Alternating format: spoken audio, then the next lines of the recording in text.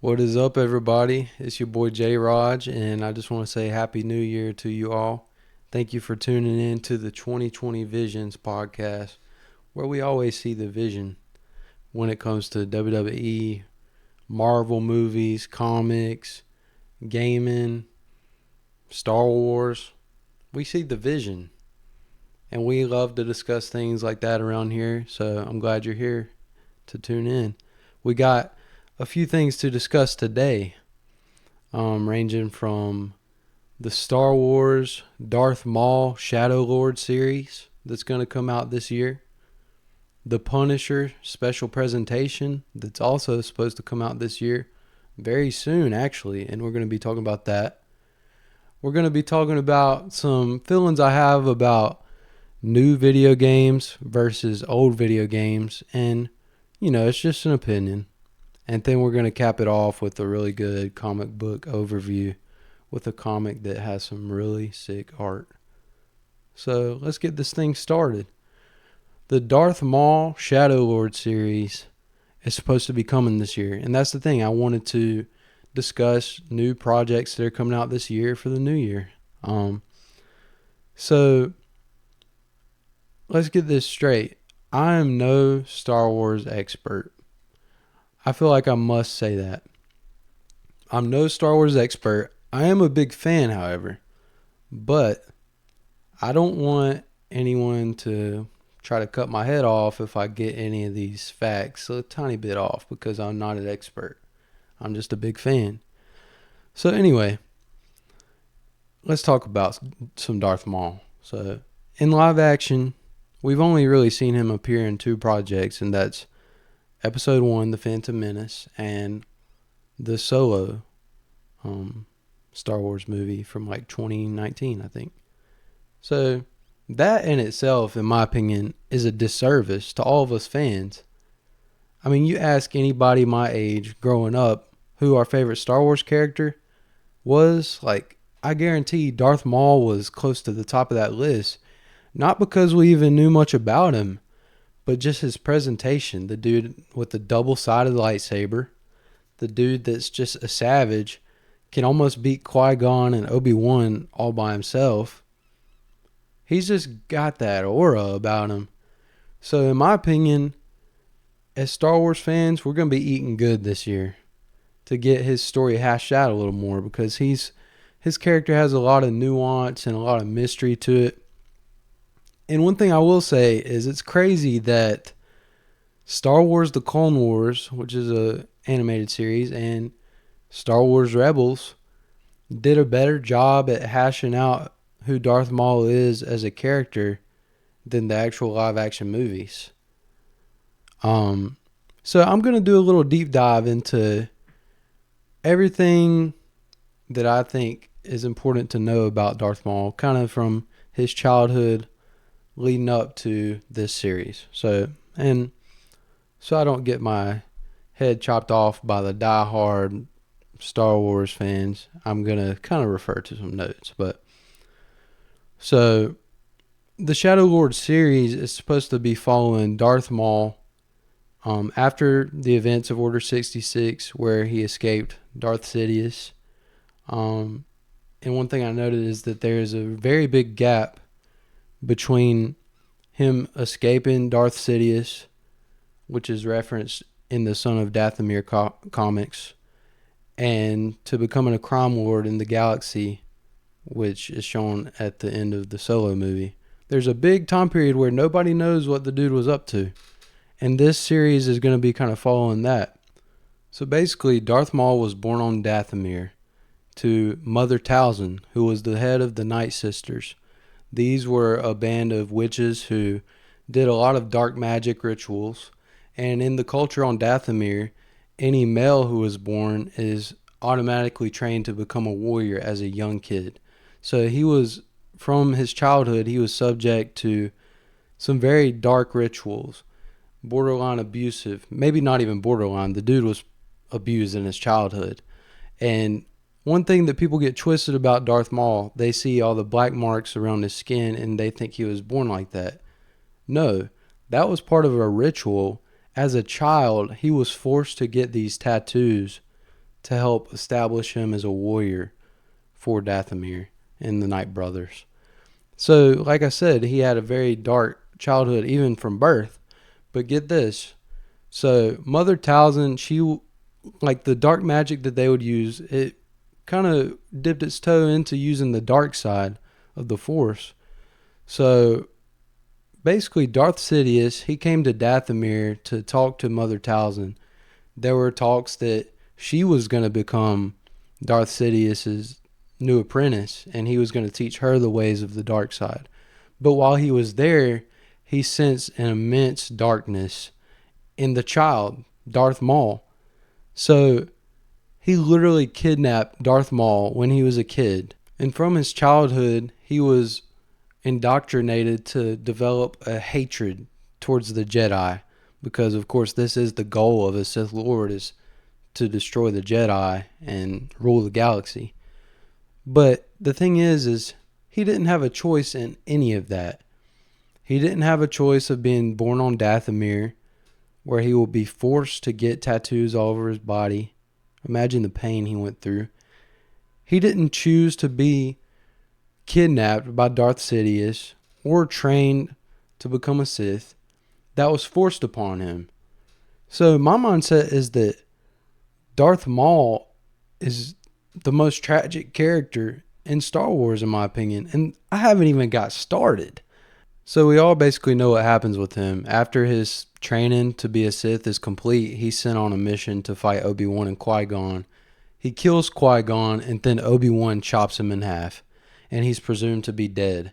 And to Darth Sidious's knowledge, supposedly, he thinks that Darth Maul is dead as well. So we all know what happens with that. Anakin gets to be Darth Maul's replacement, or it's kind of revealed that that was the plan the whole time. So here's the thing, though. It's revealed that Darth Maul, his hatred for Obi-Wan and his hatred for the Jedi was so strong that it tapped into the powers of the dark side and actually kept him alive. But because his bottom half of his body was chopped in half, he was stuck. He couldn't do anything. So Mother Talzin gets the win that her son is actually alive, and she uses a dark ritual to revive him. And the rest of this stuff that I'm going to be talking about is going to be all in the Star Wars The Clone Wars show. So once Maul is able to function again, him and his brother Savage Press proceed to build a massive crime syndicate that became very powerful, and they were in the process of wanting to take over Mandalore. Basically, Darth Sidious gets wind of this, and he decides he's going to confront Maul. Maul is sitting there, and he's like, I sense a presence that I haven't felt since Master. And he just realizes his old master is there, and you can hear his voice tremble. Well, Sidious walks in, and Darth Maul immediately bows to him, and he says, Master, I've used your training to build all of this in hopes that I can return to your side. And Sidious is like, I was surprised to hear that you were alive after your injuries. But he probably knew that the whole time. But anyway, he proceeds to just tell Darth Maul that the rule of the Sith is that there can only be two, and I have already found your replacement. And a crazy fight breaks out. Peak Star Wars. And in the process, Sidious kills Darth Maul's brother right in front of him. Maul begs for mercy. He begs and begs. And he says, please, Master, show me mercy. And basically Palpatine captures him.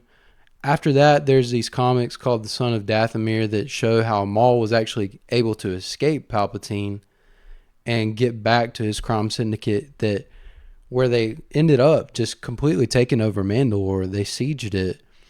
And so get this. So after Maul completely takes over Mandalore, Ahsoka, who at this point has left the Jedi, she gets wind that Darth Maul plans to kill Anakin Skywalker. So she takes some clone troopers to Mandalore to confront Maul. And Maul pleads with her that she's going to be making the wrong choice. And he starts to describe what he already knows about Anakin.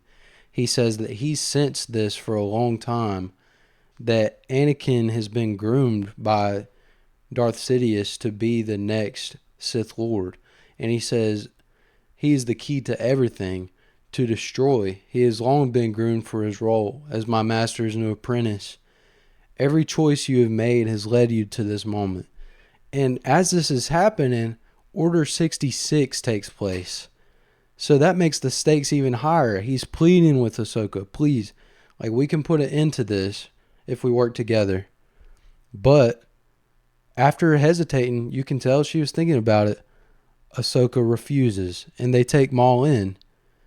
But like I said, Order 66 was happening. So, of course, the clones, they turn on Ahsoka as well. She ends up freeing Maul, and they end up working together.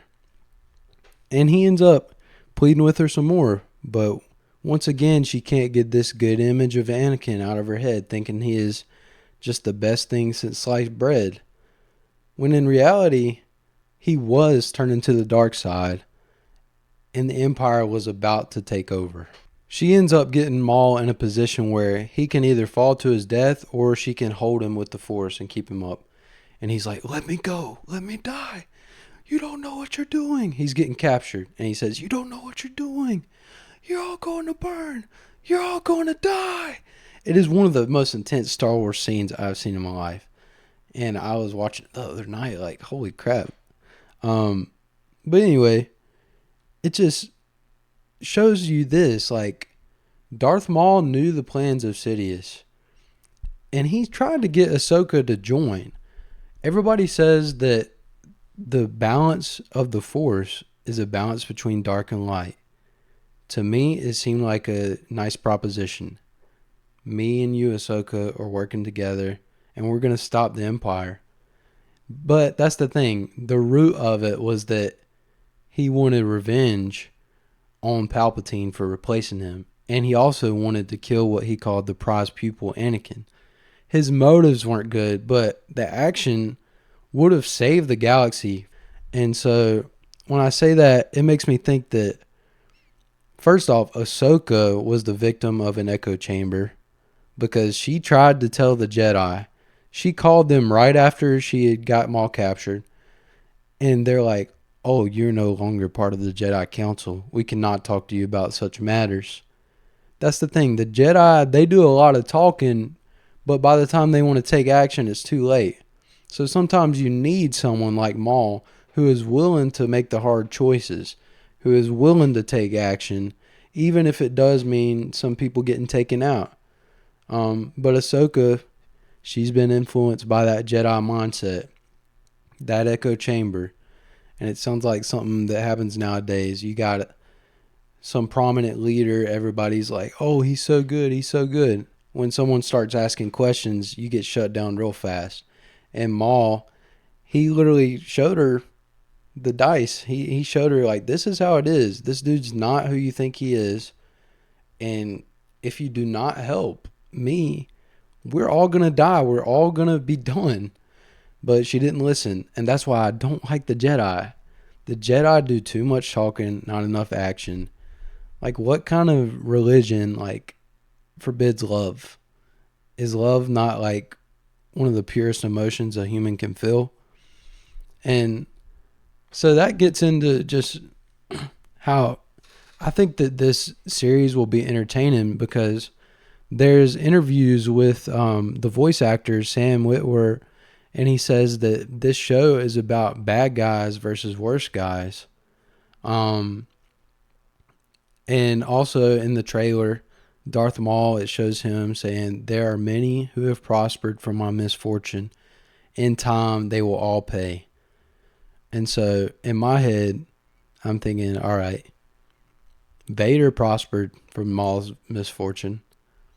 Palpatine prospered. Is he coming after them? Are they going to end up facing off?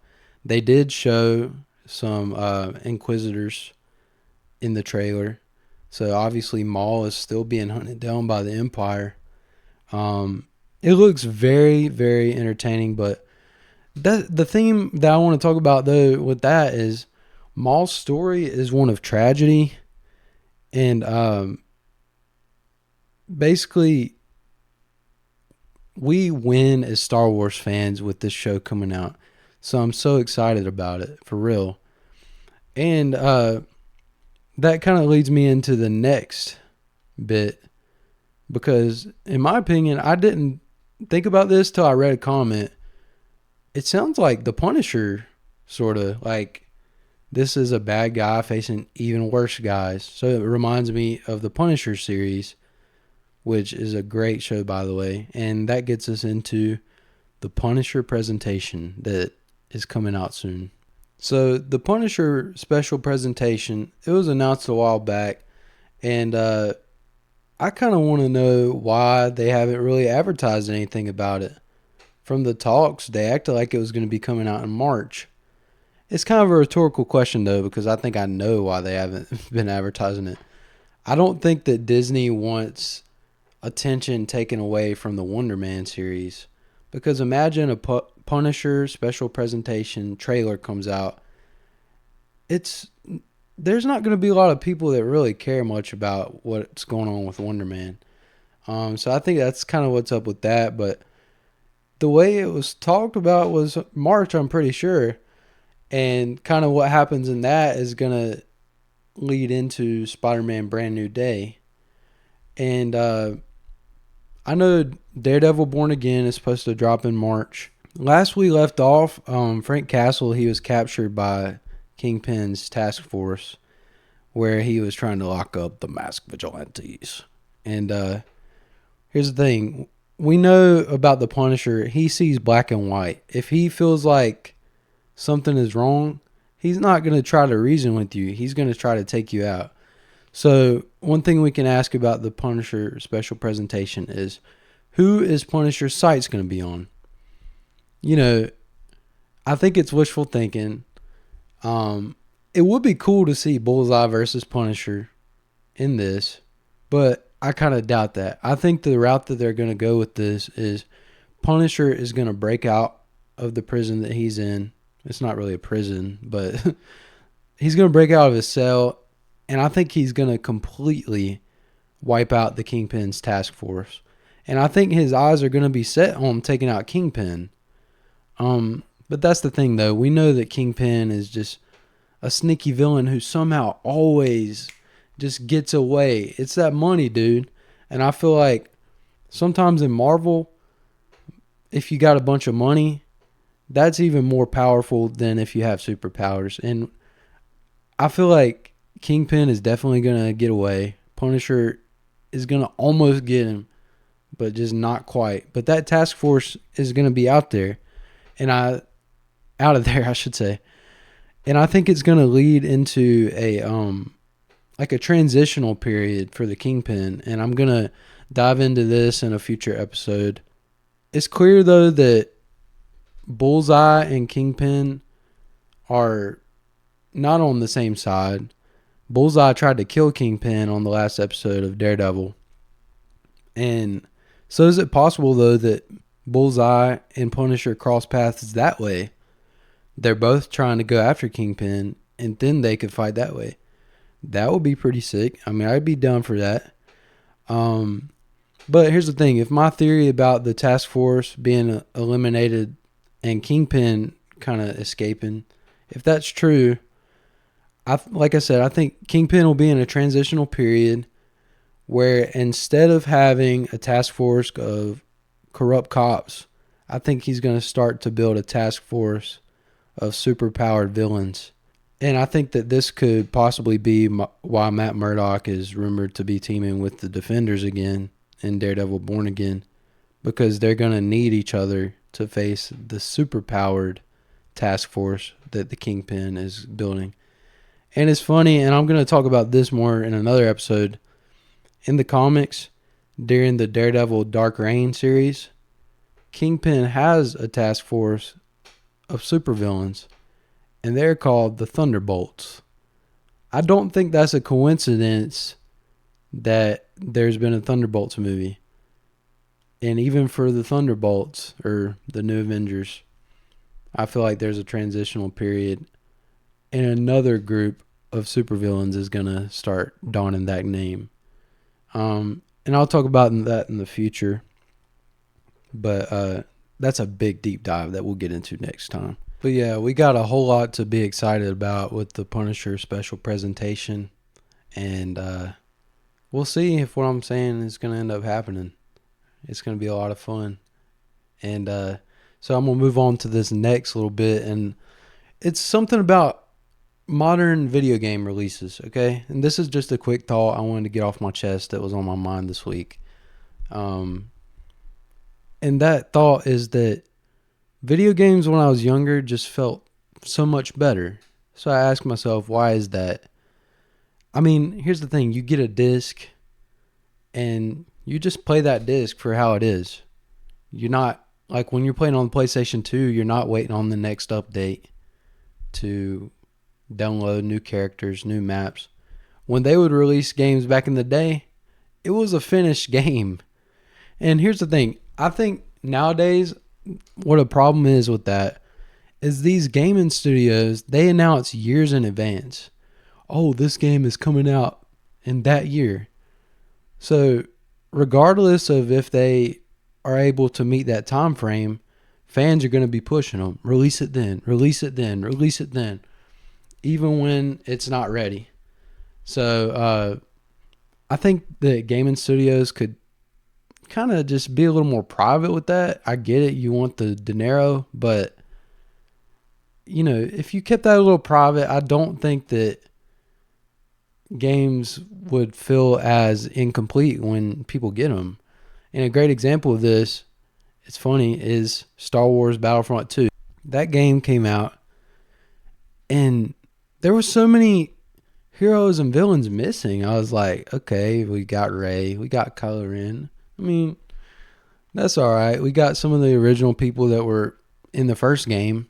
For some reason we didn't have Dengar. Who else was there that they didn't even have in the second one that they had in the first? I don't even know. But I was thinking, dang, where are all the characters? So next thing you know, they start releasing updates every few months. So we get Obi-Wan and we get General Grievous in one of the updates. And then we get Anakin and we get Count Dooku in another. And it's like, okay, this game is finally starting to feel like a complete game. But why should it be like that, dude? Why can't you just put out a finished product from the beginning? And even then, it's like, well, okay, I'll say this.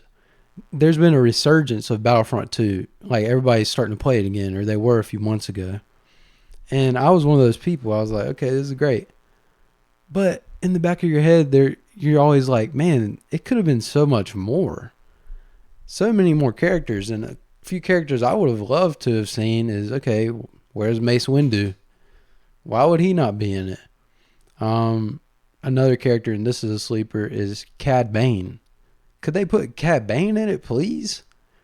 I'm trying to get like a Western bounty hunter up in here. They could put Mando in there. They could put, let's see, I don't even know.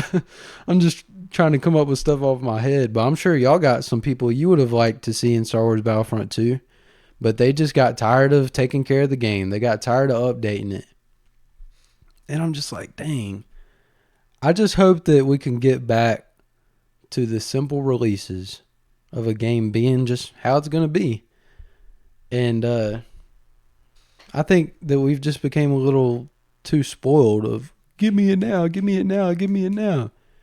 And it makes the quality kind of go downhill. So that's my rant about video games for the day. But yeah, so speaking of Star Wars though, today is a day that Star Wars fans can celebrate. And that's because Kathleen Kennedy has stepped down from being president of Lucasfilms. We can party. We can party like it's Naboo after we won the war. It is a great day to be a Star Wars fan. A lot of people, you know, they label her as the person that like ruined Star Wars. And I don't feel like Star Wars is ruined. I feel like it can definitely be rehashed and it can get on a better trajectory. But what was that last trilogy? And what was some of these shows, dude? I don't understand like what the goal was with some of these stories that were told. Anyway, we can celebrate also because there's rumors that Dave Filoni, who is the man who made Star Wars The Clone Wars and Star Wars Rebels. There's rumors that Dave Filoni is going to be taking over as the president of Lucasfilms. The one who took so much care of the Darth Maul story and really hashed it out and made some freaking epic scenes on Star Wars The Clone Wars like that I was talking about.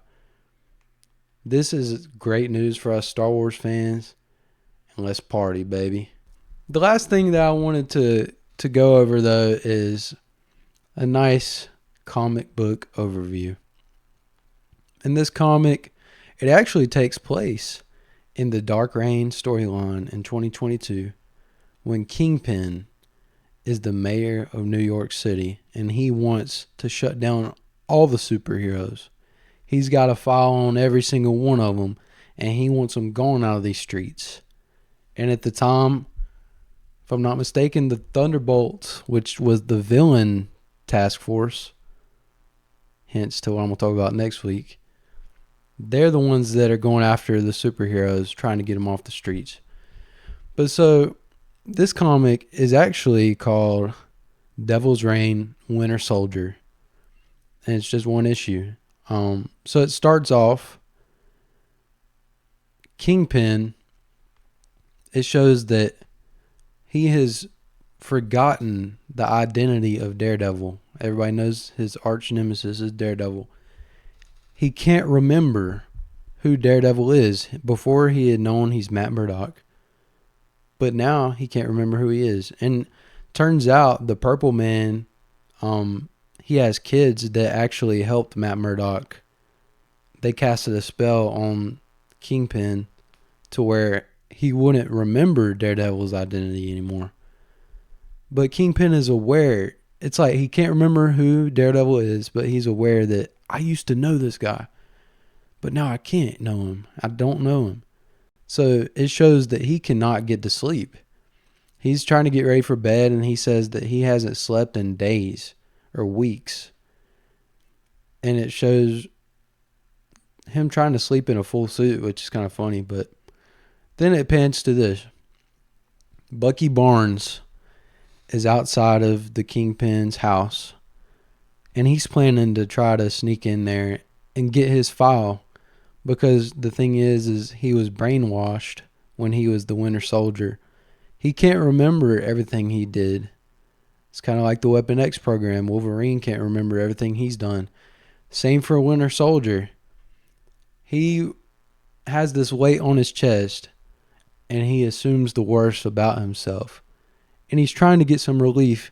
If I can get that file, I can figure out everybody I've took out. I can figure out every bad thing I've done. So that's what's motivating him to get in there, because Kingpin has his file. So it shows Winter Soldier sneaking in there. They didn't have any security inside except for these lasers, really. But it shows him he's fiddling with the files, and he ends up finding them. And one thing I will say, the reason I like this comic mostly is because of the art. I mean, the story is just, it's cool or whatever, but the art, I'm telling you, is crazy. So, Bucky, or we'll call him Winter Soldier, he finds the files and he's searching through them. Next thing you know, he hears something behind him. Holy crap. Look at how massive the Kingpin is. And Winter Soldier, Bucky is looking up at him, and he says Fisk, and he's just shocked, and he starts asking, why is his knuckles bloody? Like, what's going on with him? So, I mean, it turns out Fisk has just been in a rage, just punching stuff, I guess, because he's so upset that he can't remember who Matt Murdock is. That's crazy. So Bucky's looking at him, and then he starts asking, like, he says he's not responding. Why is he just standing there? Turns out the Kingpin is sleepwalking, having nightmares about not remembering who Daredevil is. Daredevil is living rent-free in this dude's head, and he's sleepwalking, having nightmares about it. So Kingpin, next thing you know, he starts getting agitated, and he starts fighting the Winter Soldier. And the Winter Soldier makes it a point to say that he's heard that Fisk was strong, but he never knew he was that strong. And it proceeds to talk about in the comic, Kingpin actually ends up breaking Winter Soldier's arm. And there was another image that showed Kingpin, like at the very beginning of the comic. He's looking in the mirror. He's got his shirt off. Dude is massive ripped. Like, you think he's got flubber under there, but it's pure muscle. The dude is a beast. He gets in a fight with Winter Soldier while he's sleepwalking and breaks Winter Soldier's arm. But somehow Winter Soldier is able to escape. And it shows him escaping with the file. And it turns out he wasn't looking for the Winter Soldier file. He was looking for the Bucky Barnes file. And when he's hoping to get relief by what he finds that even before he was brainwashed, he was still a killer. He was still doing a lot of really bad stuff. So apparently this ends up going into a Captain America comic book run. This is kind of leading up to that. It's a Captain America comic book run in 2022. And I'm assuming it kind of makes him feel a little better about himself and maybe not feel as much grief about his past. But I haven't read that. I've just read this. But the art in this was sick. I love this. That's what I remember the most. And I was at the antique store and I actually found this. I was like, dude, I gotta get it. But I love how massive it shows the Kingpin. And just how it gives a good idea of like how much Matt Murdock weighs on the head of this dude. And I think we're going to get that dynamic even more so in a more complex way in Daredevil Born Again, which I'm excited about, and we're going to talk about more on here. But yeah, so that's my comic book recommendation is Devil's Reign, Winter Soldier. But yeah, I think that kind of wraps it up for the day. It's been a fun episode, and I'm very excited about these new projects coming out this year. It's going to be a great year full of some awesome stuff, dude. Some awesome movies, some awesome shows. But I just hope that you all have a blessed new year. And thank you for tuning in to the 2020 Visions podcast. See ya.